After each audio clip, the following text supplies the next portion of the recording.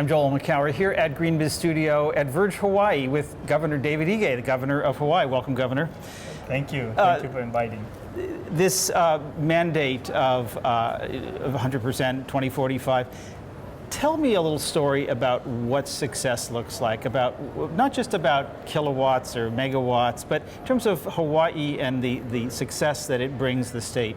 Well, clearly, since we set this goal of 100% around the world, especially as awareness of climate change and sea level rise has become broader and more accepted, clearly across the country in the US as well as in Asia Pacific, they are aware of our commitment to 100%, and it's made a tremendous difference in terms of interest, in terms of looking for collaboration and partnership. They're definitely aware that the state is leading the country in terms of renewables and meeting the challenge that the 100% means. But if you get this right, what will that mean for Hawaii's future?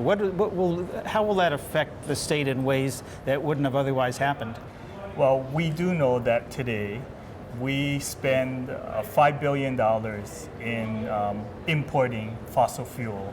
And if we are 100% renewable, that means that $5 billion would be invested in economic activity, business, jobs, really keeping the money home to fuel our economy as we move forward in the next century. And what do you see happening as a result? Just we know it's more research and development. We are also in parallel focused on innovation and entrepreneurship and being able to support creative people. We have 3 accelerators, one in energy, one in digital media, and third, just general accelerator that we know are amongst the best in the country in attracting capital. So it's really about creating an ecosystem and a climate for innovation and startups that we think is important for that next generation of jobs. It must be kind of scary in a way to sign and commit the state to do something that you don't exactly know how it's going to unfold. What does that feel like? Well, I know that a lot of people think that it's a huge reach, but I'm an electrical engineer by profession, and so I do know that we have an abundance of clean, renewable energy sources. So the challenge will not be about generation.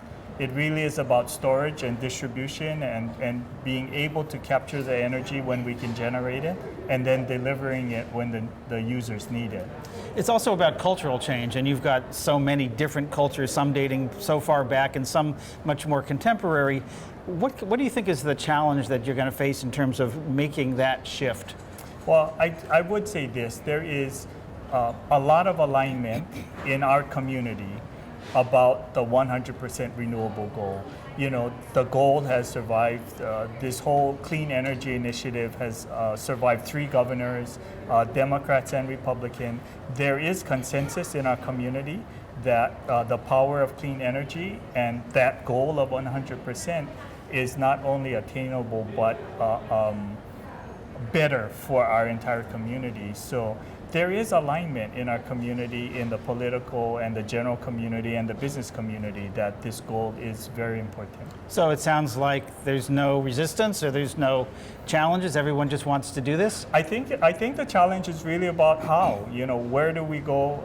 We know that there is an abundance of energy generation. We are seeing proposals now for clean energy that are priced below the avoided cost of oil.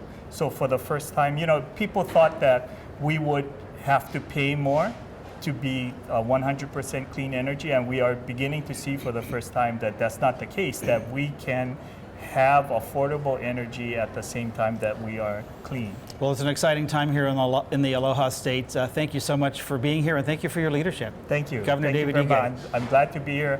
I'm glad that Verge is in Hawaii. We believe that we are the leaders in the world, and we will continue to be so. Thank you so much. Thank you.